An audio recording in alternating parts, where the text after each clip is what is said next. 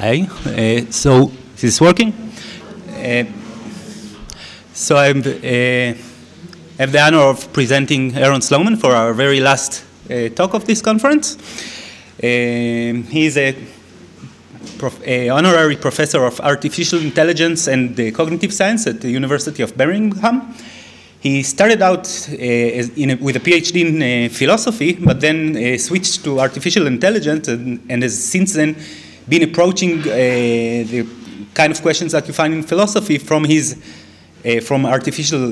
angle of artificial intelligence, but ranging over many different issues, from the evolution of intelligence to vision systems to so many other topics that I won't even try to enumerate them, but just let him introduce whatever he wants. So.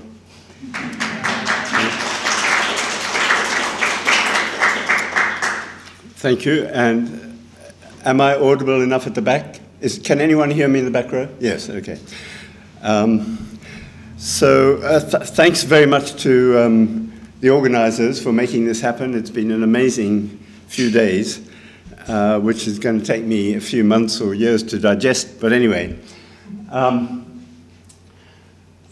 my first degree was in mathematics, and I was going to be a research mathematician. And then I started meeting philosophers when I was a graduate student and heard them say things about mathematics that I thought were not true. And then I did some reading and found that what Immanuel Kant had written about mathematics seemed to me to be much closer to the truth. So I got permission to switch to philosophy and did a philosophical thesis defending Kant, which is just being digitized. That was 1962.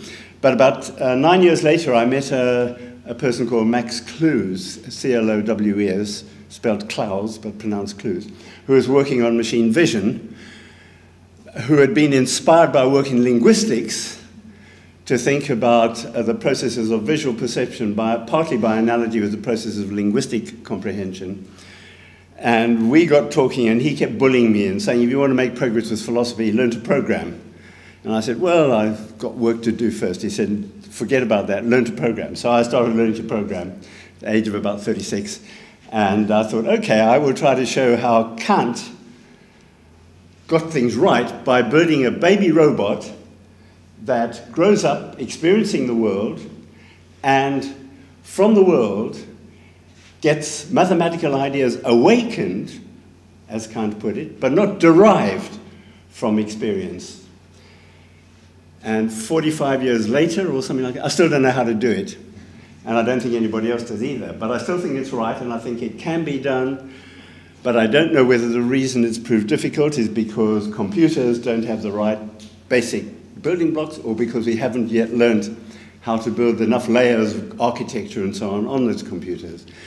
But partly what I'm going to be talking about today is about a huge variety of different kinds of material that feed into that project of trying to understand how a baby robot can grow up to be to be a mathematician, and thereby help us, in order to solve that, help us by looking back at what's been achieved to understand what it was that evolution must have achieved, and thereby understand a lot more about life and other things. Anyway, come and see me in about 300 years and we can discuss whether I've made any progress.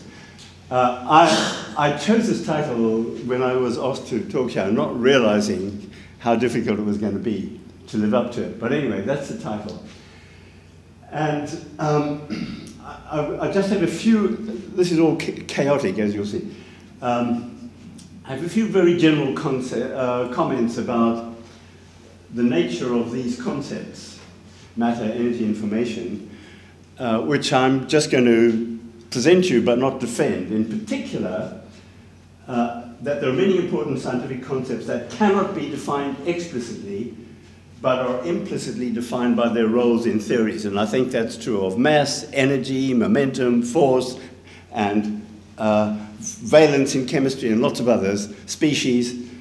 So I'm not going to give you a definition of what I mean by information here, but I do think that what I mean by it is somewhat richer than several of the other talks, which have focused on a particular aspect of information that was unfortunately given that label by Claude Shannon, who I think had some doubts about whether he was going to confuse people, and he really did, because what he was talking about has very little to do with what I'm going to be talking about under the label of information, but which I think is very relevant to life, the universe, and everything. Okay, so I also don't want to assume that the concepts that we now have will prove adequate. So, for example, Newton had notions of force, weight, mass, etc., acceleration, velocity, but those got radically changed by Einstein in ways that most of you will understand. And in particular, for instance, after Einstein, there was a clear separation between weight, which was a measure of gravitational force, and mass, which was resistance to acceleration, whereas previously those two could not be separated. I think that's historically accurate, but it doesn't matter if it isn't. It illustrates a kind of point that science has concepts which grow and get reshaped and subdivided and recombined by the theories that grow out that use those concepts.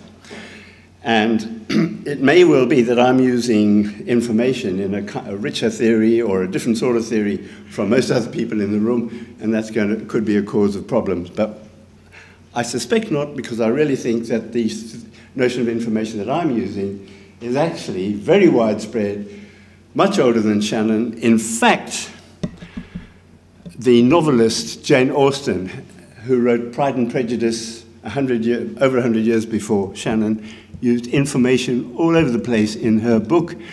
And I recently found an online version of Pride and Prejudice, and I went through it, and I found some examples. So the information made Elizabeth smile. So information can have effects. The information startled, so it's another kind of effect. She read the first sentence aloud, which comprised the information. So information can be comprised by text. Okay, you know all that, and so on. And the main thing I want to emphasize is that in that old sense of information, Shannon's concern about transmission is not the crucial thing. Information for humans, for animals, maybe plants, and for many kinds of machines is used. And you wouldn't need to transmit information if it were of no use. So if you want to understand what information is, you want to understand what it can be used for, not how it's transmitted and what the properties of transmission systems are. That's what Shannon focused on, because he was employed by Bell Labs, telephone company. And they had problems about storage and transmission and errors and so on. So he got involved in all of that. And he understood the difference pretty well. But unfortunately, many people who are inspired by his great work forget this other notion of information. Anyway, so oops, sorry about my spelling, but never mind. Now, I just wonder if I'm the only person in this room who's interested in how evolution produced mathematical abilities like Euclid's. Has anybody here thought about how Euclid could have evolved, or Archimedes? Well, I've talked to other people about this. Yeah, okay. So maybe you can tell me if I've got some things wrong. What is there about Euclid? Euclid pulled together a whole lot of stuff that other people had done into this book called The Elements. And in it, he presented things which I expect most of you have come across in a fragmentary sort of way. For example, you probably all know that one of the theorems in Euclid's Elements is that if you have an arbitrary triangle, okay, there's an arbitrary triangle I've indicated crudely, it's got angles, it's got 3 angles, it's got 3 sides, and you know something about what's common to all triangles, namely that if you add up the internal angles of the triangle, you get what? If you get 180 degrees, or because 180 just reflects an arbitrary measure dividing a whole rotation by 360. Let's say we get half a rotation. How did Euclid know that? Well, he, or whoever did this first, and I don't know who first did it, showed that if you have an arbitrary triangle, take any side of that triangle and draw a line parallel to that side through the opposite corner, then you get three angles up there, and you can show using facts about parallel lines and lines going across them that there are corresponding angles that are equal, and then in particular these two angles will correspond to those two angles, and those three angles add up to a straight line. Well, great. How do people make those discoveries? You don't do it necessarily by drawing thousands and thousands of triangles and saying, oh, the probability that is true is getting higher and higher as I do it for more shapes and so on. You perceive something about a whole variety of possibilities, all those shapes and sizes and so on, through just thinking about one example. And many years ago, a former student from Sussex University knocked on my door. She said, I'm teaching mathematics. I have a problem. My students find that proof of Euclid's theorem difficult to remember. I've got another proof. Can you tell me if it's okay? I said, I'm prepared to listen. She said, okay, here's my proof. We start with our triangle, same as Euclid. And instead of drawing a line through, say, one of the vertices parallel to the opposite line, she said, put an arrow on one of the lines, okay? And then we move it to a corner and rotate it. And when we push it up to the next corner, and then we rotate it until it's on the next side. And then we go through the final angle and bring it back to the initial side. And lo and behold, it's been through this rotation. And furthermore, it's obvious that it doesn't matter how big the triangle is, what the angles are, you'll always go through one angle, another angle, another angle, and you'll end up on the original side with half a rotation. And I thought and said, I think it's a beautiful proof, but there's something mysterious about it. Euclid's proof mentioned parallelism. Mary Pardo's proof, that's her name, never mentioned parallelism. And at the time, I didn't think much about that, but I'm going to leave it all to the rest of you to try to work out what this tells you about the role of the parallel axiom in Euclidean geometry, if you're interested in such things. Anyway, there's something there about our ability to think about not even a real example. I deliberately didn't draw a triangle. I gave you an imaginary one. And, okay.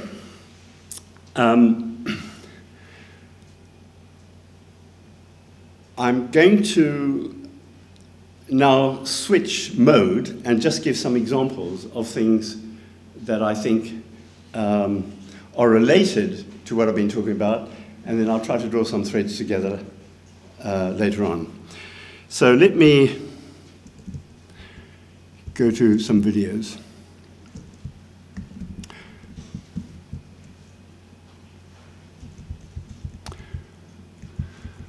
Here's a monkey.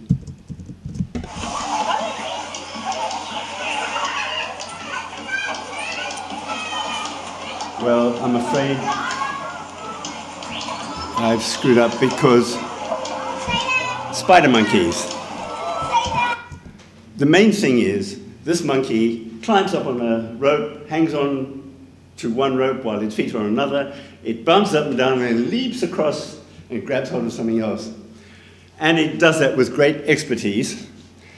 I don't know how many times earlier in its life it fell and badly injured itself. Probably not many, because it would have broken bones and it wouldn't be able to do this. So there's something about a grasp of space there which is used in online control of quite complex actions. And I presume that it's not restricted to just being able to do it with a particular configuration of ropes that it is there using, but a huge variety. The distances can vary, the relative heights can vary, and it can deal with all of those. So there's something deep that's in the monkey's brain, which is a mixture of, a product of a mixture of influences of evolution and all the things it did as an infant, playing, jumping, running, and so on. But in that performance, it's using information that is getting through its eyes and maybe proprioceptive information, the spirals, that provide information about acceleration of the parts of the body, all being combined to produce highly controlled behavior. So that's information about spatial structure and process, but it's used online. The information is acquired and used immediately to control, to generate, to launch. It doesn't have the ability, it doesn't have the feature that Euclid's information, which was a kind of reflection on the space of possibilities. So there are all kinds of animals that have information about space which they use. I'll just give you another little example. There's a parrot which seems to have an itch, and it seems to be happily scratching, but then it wants to scratch somewhere else, and it realizes that it has to grasp that feather in a different place in order to scratch the other part of the neck, which suggests to me that it's got some kind of understanding of the relative distances and how they're going to change if it starts scratching the side of its neck as opposed to the back of the neck, and therefore it needs a shorter piece of feather between the point of the place where it's grasping and the place where it's scratching. How explicitly it had those thoughts, I have no idea, and I don't think anyone would. But parrots are pretty intelligent animals. And if you spend a lot of time watching all sorts of other animals, elephants, squirrels, have any of you seen squirrels and bird feeders? You can buy squirrel-proof bird feeders, and it's just a matter of time how long a particular squirrel will take before it defeats the bird feeder. And it's often the case that they have to look and study and so on. We had a bird feeder which was on a pole with a hemisphere, and at the top was a cage with nuts and so on, and little spikes coming out that the birds could get to. They'd come and rest in these things. And the squirrel couldn't get up to it because if it jumped, if it came in the wrong place, just come under this hemisphere, and if it got onto the hemisphere, it couldn't get a grip on anything and fall down. And our squirrel, after trying that for a while, looked around and saw somewhere off a rather large wooden plant holder with soil and stuff in it, and it jumped onto that, looked up at this bird feeder, leapt across and just managed to grab hold of the pole above this hemisphere, and once it got that, it was okay. If you go to Google and type squirrel bird feeder, you'll see a lot more things. There are bird feeders that detect the weight of a squirrel and they start whirling around, they throw the squirrel off. And at least one clever squirrel, after being thrown off, realized that the nuts were also being thrown off. So it went back and held on while it was being thrown around, let go, came down and ate the nuts. Anyway, so the kinds of grasp of space and structure and causation that's going on there is amazing. And it's all ultimately information processing capabilities produced by biological evolution. There's a bird called Betty who became famous in 2002. Betty was a New Caledonian crow. Some of you in the room know about Betty. Jackie Chappell and other people in the Oxford Ecology Lab had been studying bird intelligence. Jackie went to New Caledonia, which is an island somewhere near New Zealand, and managed to capture two crows, male and female, Betty and Abel. And one of the things she said was that most of the time they were just sitting there laughing at her because of her failure to capture them. But eventually she won the battle and came home with these two crows. And they wondered whether these birds would be able to solve a problem, which you'll see in a moment, which involves getting a little bucket of food out of a vertical glass tube where the beak was too short. And they tried to be kind and made available on the table a little hook made of wire. And both Betty and Abel very quickly saw this hook, realized its potential, and fished out the bucket. And they were impressed and started writing their papers. And then something happened that they hadn't planned. Somebody didn't notice that the male had removed the hook. And when they brought Betty in, there was a bucket of food and no hook. And she tried with her beak, couldn't reach, and saw a straight piece of wire. And she made a hook. They published the result and they showed the video, and this is the video they showed, and I'll tell you something more about it in a minute. So this is Betty with a straight piece of wire. Sorry, that was the male going off. And now this is Betty with a straight piece of wire. And as you'll see, she tries for a while, can't really get the bucket up. But after a while, stops and does something quite different. Now, what I don't know is quite what she was doing there, but because she can do something quite different. She pokes the end of the wire into the ducting tape that's holding the tube in place, pulls it round, no messing around. She seems to know exactly what she's doing. She seems to check that it's okay. She comes like that. Notice where she puts her foot. And then I'll get to see why she had her foot there. Now, this video was all over newsreels and so on, 2002. And what they didn't say in the paper that was published was that this was trial 7, or maybe they did, but they mentioned that they gave her 10 trials, because after she'd made a hook, they thought, was it some sort of fluke? So they took away the hook, started again, and did that 10 times, and 9 times out of 10, she made a hook and got the food out. That was in the published paper. Later, I met Jackie Chappell, because to my enormous delight and luck, she came to the University of Birmingham in the Bioscience department, and we got talking, and I learned a huge amount from her. So I asked her, what happened in the 10th time, 9 times out of 10? She said, that was the time she got the bucket out with a straight piece of wire.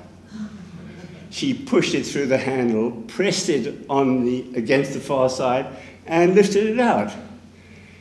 Well, because of a particular mindset of those experimenters at that time, that wasn't remarkable. What was remarkable was making a hook. But actually, it's just as remarkable. It actually requires more skill to get it out than the use of a hook, even though the use of the hook requires extra skill and extra perception of potentiality in this trace piece of wire, which leads to future structures and processes and relations. Anyway, another thing they didn't... Sorry? Was the 10th trial before or after the other? I don't know. I don't remember whether Jackie told me, but it might have been the first trial for all I know. You noticed in that last one, she did actually spend some time trying, so it's possible that each time she tried to do it, and sometimes it worked, sometimes it didn't. It's quite a difficult thing, I should think. Anyway, another thing they didn't say in that first paper, but I noticed when I went to look at the videos which they had on the web, and Ava's also seen these videos, she made hooks in at least 4 or maybe 5 very different ways. So you saw one over there.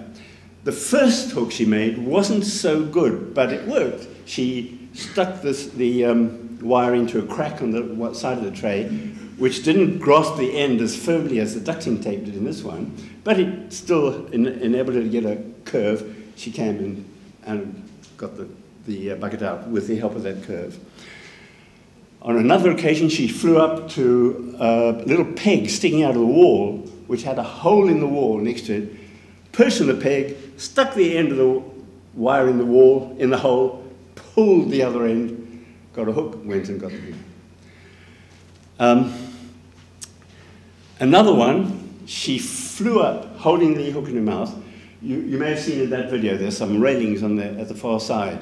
She flew up onto a rail and bent down with the hook in her mouth, and with her claw, grasped the end of the hook, which she wouldn't have been able to do on a flat surface, grasped it on the rail, because then she was using the rail to stop the claw coming up, pulled the end of the other end of the hook and went and got the bucket out. So, and with all of these things, there was no sort of messing around and trying and failing. In each case, she seems to know in advance what she's going to do and how it's going to work, and she just does it, and with some checks about, you know, looking, is this hook okay, and then do it. Which to me suggests that she had a kind of grasp of the structure of space and a grasp of the properties of material, of a particular kind of material, which meant that you could bend it and it would retain its shape. Now, that's kind of remarkable because you don't get pieces of wire lying around in the forests of New Caledonia. You get twigs, and the birds, the crows, do actually get forked twigs and break one part of the fork, and then you get a hook left over, and they use that to get grubs out of cracks between rocks. But they don't have experience of wire. So did she, just from having previously seen a hook made of wire, work out that when she saw the straight piece of wire, the thing that she'd previously used, which wasn't available, must have come from one of those, and then also worked out how to change that in these various ways to get the new shape. That's all information processing. That's all acquiring information from the environment, but also from past experience, and putting it together in a new way, and working out some possibilities that are inherent in a situation, and working out consequences of the realization of those possibilities, but without having to do umpteen experiments and finding out what does and doesn't succeed. So as far as I'm concerned, it's very similar to the, seems to have a lot in common with the ability of mathematicians to make discoveries about what shapes can and can't do and what will happen if you alter a shape in a certain way, as described in Euclid's Elements. Human children don't, as far as I know, have that kind of ability. What's more, after coming to Birmingham, Jackie teamed up with a group of developmental psychologists and thought they would try with some human kids to give them a similar problem. They had a pipe cleaner lying on a table and a tube and something in the bottom of the tube. And even up to about the age of 13 or 14, the kids that they chose, I don't know what instructions they gave them. I wasn't involved in any of the experiments, but I do know that they found very few of them thought of bending the pipe cleaner to get the stuff out of the tube. I also don't know what difference it would have made if they had first seen the picture of Betty, for the video of Betty, and then were shown this problem. Maybe they would then instantly all have known what to do. But anyway, there are all kinds of experiments you can do. I want to show you something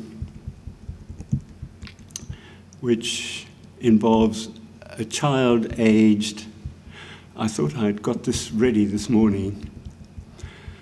Okay, doesn't matter, I'll come back to it later. Oh yes, here it is. Child aged, must be 18 or 19, he's got a toy train, as you see the bits of the train are held together with hooks and rings. So he's got rid of one of those things and he now wants to join these two together. And there's a problem. The back end of that doesn't have a hook, it's only got a ring. So he tries putting these two rings together. He ignores the hook over there. I don't think he's happy.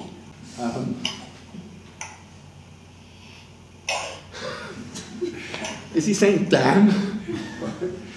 Tries again, gives up, puts it down. Now he's got a lot of, his vision is perfect, he can see all kinds of things, he can pick up two pigs at once, he can stick them in his mouth, he can see a gap between two chairs and go and poke the peg in there. But he didn't see the possibility of turning this truck around and using the hook that's on one side to go into the ring on the other side. Now, I saw this video sometime after it had been taken, and I wrote to the father and said, could you try to watch and see if he discovers how to put the the two components together, and how he discovered it. And he wrote back and said, sorry, he now does it expertly, and nobody saw the transition. So I have no idea what changed, how it changed, whether he just discovered something by accident, or whether he just had some new insight as a result of seeing something. Anyway, so my conjecture then is that if you look closely at very young children, you'll find all sorts of things going on which are precursors to the kinds of things that Euclid did, but in subtle ways. This is related to a conflict between two theories about vision. Some of you will probably know about David Marr's view of vision. He got into computational theories of vision sometime after other people had been doing vision in AI, and in particular the person who introduced me to vision, who was influenced by work in linguistics, which thought, so that he came to the conclusion that visual systems have to group things into configurations like words and phrases and clauses and so on, something like the way that components of sentences are grouped into various configurations, except that the visual configurations are two-dimensional and three-dimensional, and also there can be processes with different kinds of components at different levels of structure. But anyway, Marr got involved via a quite different route from neurophysiology, came to MIT where there had been quite a bit of work on machine vision, and proposed that the function of a visual system is to compute distances to surfaces and their orientations and curvature and maybe other properties like reflectance, etc. And that was consistent with what other people in AI had already been saying, except it focused on some of the details. In contrast, James Gibson said something very different. Does anyone here know anything about James Gibson? Okay. He talks about not perception of structure, but perception of affordances, and said that the function of vision is to perceive affordances. Now, what he meant by affordances was, I think, narrowly constrained to something like this. For an organism to perceive affordances in the environment is to perceive the possibilities for that organism to act so as to achieve the goals that that organism can have to meet its needs, given what's in the environment, given what kinds of arms and legs it's got, like the parrot with its feather, and Betty with the things that are in its environment. Now, I think what Gibson talks about is a special case of something more general, which maybe not all organisms can do, which is to perceive possibilities for change, for rearrangement, for reconfiguration, irrespective of whether the changes are produced by the organism. So I might see a rock on a hill and see a house down below, and then realize that if that rock ever started rolling down, it would hit that house. And that's got nothing to do with my needs or preferences or whatever, or my actions. It's got something to do with possibilities in the environment. And I think that if you assume that Gibson is roughly right, that perception of possibilities for change and consequences of change and how those changes produce other changes, then you can see how maybe a later development of that kind of thing could have led to Euclid's discoveries. So Euclid's ancestors, building houses, making things, moving things around, might have started realizing that there are these abstract features of objects. They have surfaces, they have trajectories, there are relationships between parts and so on. And some of these possibilities interact with other possibilities. Now, I'm probably going to run out of time, but let's see if I can skip to, no, not that one, this one. So here are some blocks arranged in a scene. And you could consider other possibilities for arranging them. Same blocks, different configurations.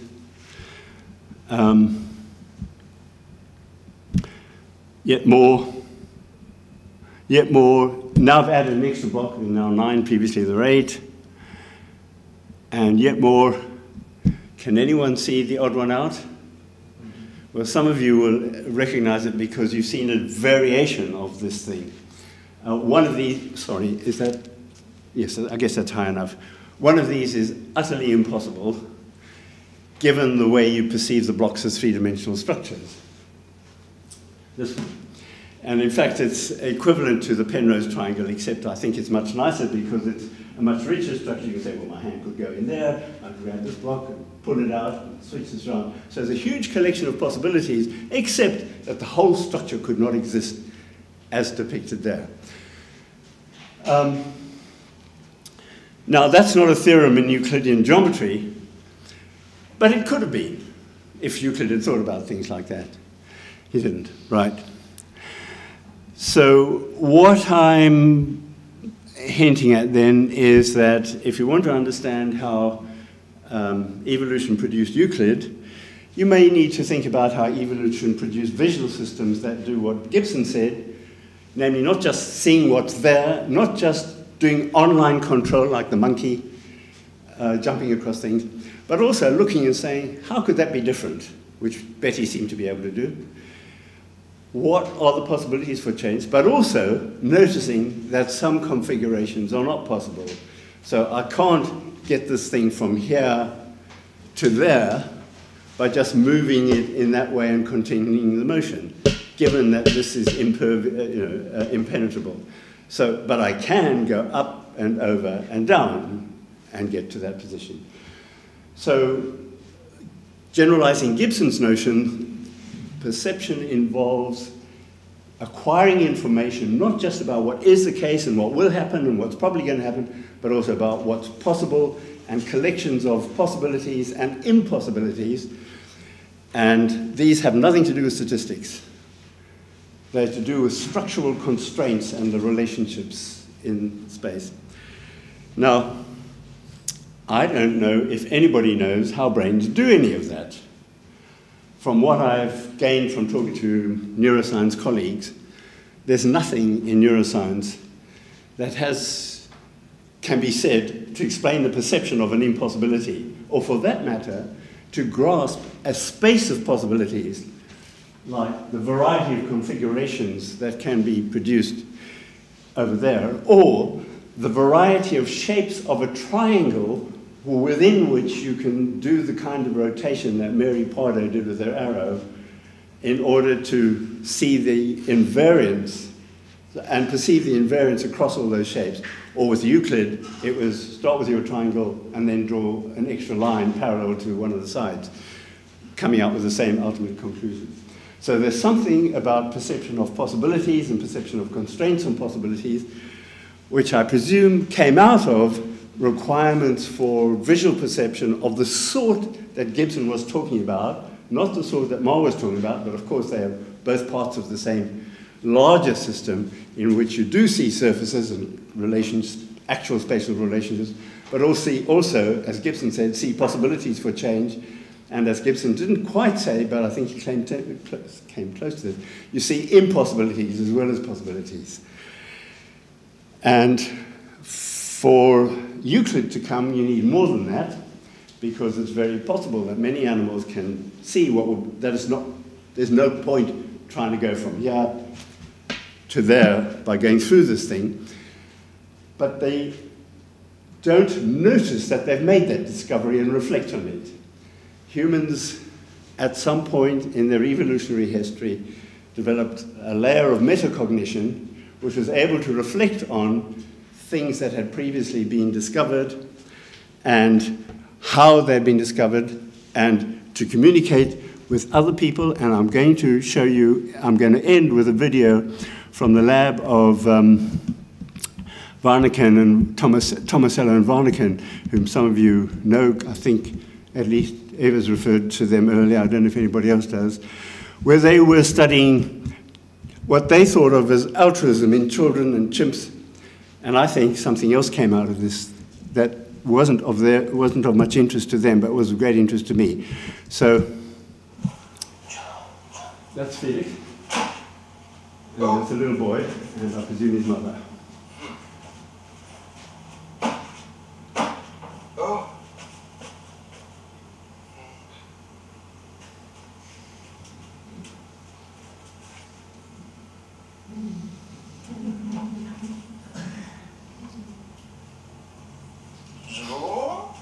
no prompting. So there's a child, age, I don't know what, looked pre-verbal to me, who's able to not just see some possibilities, there's a cupboard, the door could be open, but also to infer that somebody else wanted to achieve a possibility and was somehow constrained from doing it. And that is yet another whole variety of kinds of information processing, namely information processing about the information processing of other information processors. And that's just a special case. And I think there's lots more. That, by the way, wasn't the interest of the researchers in that situation. They were trying to show that children were naturally altruistic. They wanted to help other people, and they had lots of examples of that. And likewise, chimps, but not quite so cooperative as children. But from my point of view, what's much more interesting is that it shows that they have other related metacognition. Not only can they have some thoughts about their own thoughts, they can have thoughts about the intentions, desires, and development. Anyway, these are just examples, fragments of a whole variety of questions that I've been worrying about, and I could bore you for hours and hours more with lots of examples of kids making topological discoveries, and I'll give you one to think about. You know that you can have shoelaces going through holes, and you know that you can pull out your shoelace by grabbing one end, or you can pull it out by grabbing the other end. Why can't you get it out twice as fast by pulling both ends? I leave you to think about that. Okay, so thank you very much, and I hope that...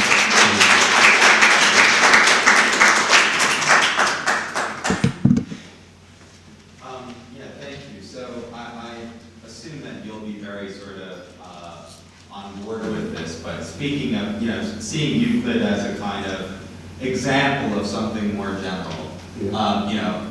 It's every bit as important, I think, to emphasize, the kind of collective achievements of humans as a social kind of cooperative species and as a species of niche constructors that sort of develop in an environment that's so full of kind of the products of others, rational processes and kind of goal-directed behavior. I mean that, and then of course the kind of actual public symbol systems that Euclid had recourse to in sort of working out his ideas. I mean, it's easy to kind of just focus on the internal aspect, which I would agree with you. It's every bit as important to sort of focus on and work out, and the things that you raise are very, very important.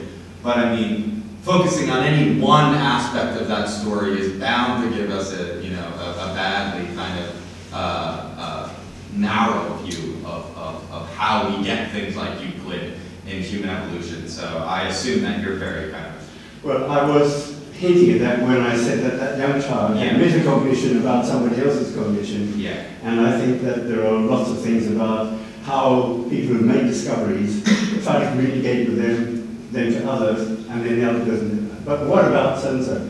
Yeah. And that kind of thing would generate the kind of systematic stuff that you could put together in the elements, which could never have come out of a single individual. Yeah. It probably had to be a whole lot of debates and arguments and so on. On the other hand, I think there are people who somehow believe that the social interaction can produce this stuff by magic coming out of sociality. And they don't think about the cognitive underpinning. I agree, yeah. And that's just as bad as thinking only about the cognitive without thinking about the social. Yeah. Thank you, it was great here. Even though you didn't give us any explicit definition, and for obvious reasons, I'm wondering if you can tell us something suggestive even about whether we can distinguish what we heard about throughout this workshop about descriptive information versus what you call control information, where Millikan, when she refers to those different types of information in the case of animals, she would say that they invoke the push-me-pull representation, and she says that they basically give the organism the descriptive information and the control information at the same time. Yes, well, there's a lot to be said about that. Control information can have many aspects. For instance, there's control information that goes from one individual to another about how to do things. There's control information that individuals get for themselves if they need practically. And the child of the train failed to do with the drawing them together. But one of the things that I think you're trying to maybe not is the difference between an individual acquiring and using information and an individual communicating information to somebody else, which they all need apparatus, and the different aspects of the apparatus that are required are different. So different brain mechanisms are required for some of the kinds of things that, say, the birds and the chimps and some can do, but which do not enable them to give lessons in geometry to their kids. In fact, there are some ambiguities about the extent to which there is explicit teaching by adults. I mean, in some cases, there's behavior that looks as if it's explicit teaching, but it may not be that the teacher knows that they're teaching. For instance, there are birds that feed their young on bits of meat until the young are ready to start flying. This is stuff I got from Jackie Chappell. And at that point, they will fly with their young without giving them the meat and then drop it, so that they can start learning about how to get stuff on the wing, which is what they really need to be able to do without the help of the mother at that stage. But I'm not sure if I'm responding to your question. I mean, there's a huge amount more to be said also about forms of encoding. For instance, there's the natural encodings about which I suspect we know very little about how brains encode information. But there are all sorts of additional encodings that humans have developed, including writing sign language. Oh, by the way, I've had this brief conversation with some of you, but not the rest. There's a human language capability that most people think of as being oral, primarily, and then you can do other things with your hands and so on.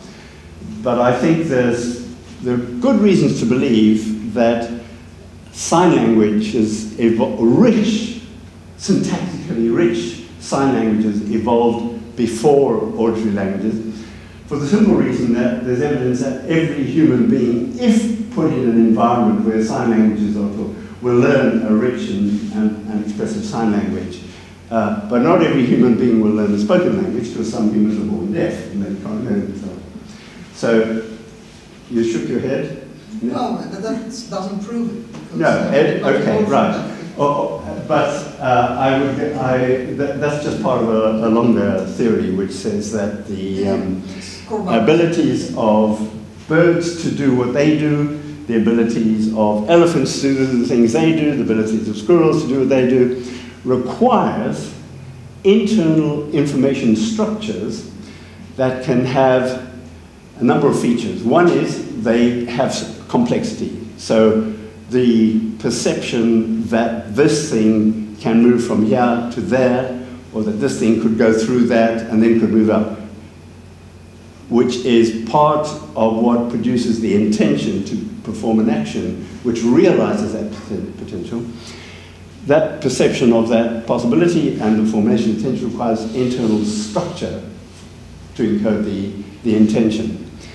And the variety of possible intentions and percepts that an organism have will require corresponding internal structural variability and complexity in some form of information encoding. So I suspect that long before we had human grammars and syntactic structures, there were internal forms of representation that had structural variability and compositional semantics and abilities to manipulate in order to draw conclusions.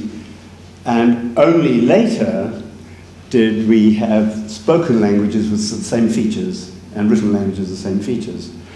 But how that was encoded in brains, how it evolved, how it went from there to spoken language, these are all unknowns. I mean, my guess is that once a very rich kind of sign language had developed, which all humans we know can learn, or all normal humans can learn, the disadvantages of having to stop doing something complicated in order to communicate with your neighbor gradually led to quite considerable changes that were required to support vocal language. I mean, you need a lot of physiological changes, as well as changes in the brain to control the delicate movements of tongue and lips and teeth and so on, to get the kind of spoken language that we have.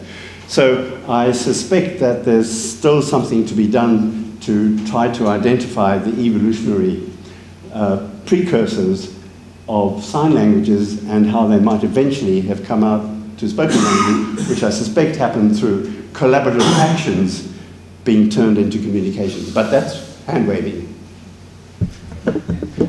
Let me abuse my power and ask my own question. Just to clarify the metaphysics of information as related to your issues with Euclid, etc. Shannon information seems to be inherently probabilistic and empirical in the sense of things that could be that way or the other way, and we perceive the particular bits of information. But there's something about Euclid, for example, or mathematics in general, that is meta-information about the patterns of information, of empirical informations that we may meet. So are you saying that this is something categorically different, regardless of the underlying cognition, that there's some extra notion of information that we have to capture here? Okay, there's a common substructure, which is structure and variation. And then Shannon emphasizes statistics of the variations.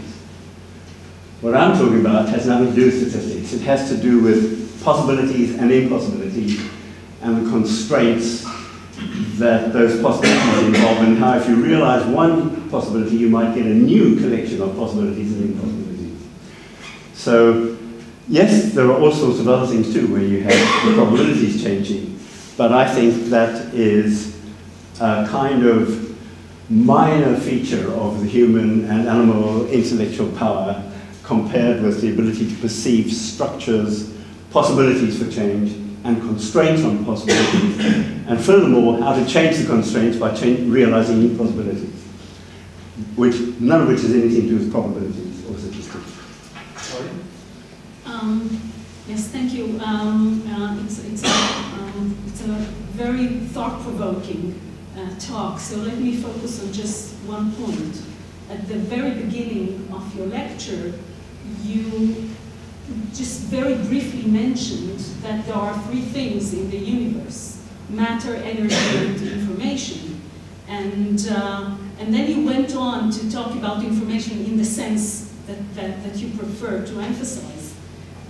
Information about matter and energy and configuration. Yes. So if information is, even if information is about matter and energy, it is something, if I understand correctly, in some sense above and beyond the matter and energy. And I am a bit puzzled about that, because if I take physics seriously, then the universe has a state, say, at every moment, and the entire universe, everything that there is a sequence of physical states, matter, energy, wave functions, whatever, what have you. But information is not part of this. Now, even if we interpret the term information as a structure of the states, then it is not above and beyond the matter and energy, it's just an aspect of them. So I'm wondering whether you think that in the ontology of the universe there is something that, for example, science has to take into account and add to our ontology above and beyond what physics tells us that there is in the world, in order to understand all the things that you brought up. That's a superb question, and I don't think I can yet give a complete and coherent answer to it. But it does seem to me that something gets added to physics through evolution, which is the receiver, the interpreting receiver. Non-physical. Well, it's actors and perceivers, but also there are things that won't happen of their own accord through particles bouncing around of one another, but under certain conditions which seem to require selection and recombination and production of increasingly complex things, new things come, all embedded in, implemented in the matter and energy, or whatever future physics will say is there. But obeying the equations of motion, because there is nothing else. And in some sense, that may lead us to say that there is matter and energy first, and all this other stuff is emergent, or somehow dependent on it. But I also think that the potential was there right at the beginning in some sense. And that leads me to think that there's something to be said about the information being implicit, or the possibilities for various kinds of information processing and so on, being implicit in what's there in a way that isn't already expressed in the way the physicists describe what's there at the beginning. But if it is implied, if you can say, given this description that some future physicist, or maybe Feynman or somebody's already done it, and I just don't know, we can say, right, if we start from that specification of the physics before the Big Bang or at the Big Bang, it's just a mathematical consequence of that there will all be, that all this information processing will be possible. Not necessarily that will happen, but that's possible. I don't know. It may also be the case that we need to enrich the apparatus, the conceptual apparatus of the mathematics required to specify those initial conditions in physics in order not only to explain some of the stuff about the evolution of life, but also to revamp the physics so as to give physics new powers. But I don't know. So I'm afraid we're out of time, so let's thank the speaker.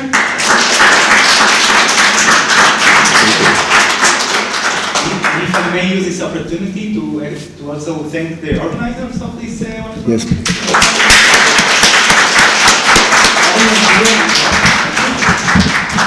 Thank you everybody for participating and contributing to this wonderful event and enjoyed it immensely. Thank you very much.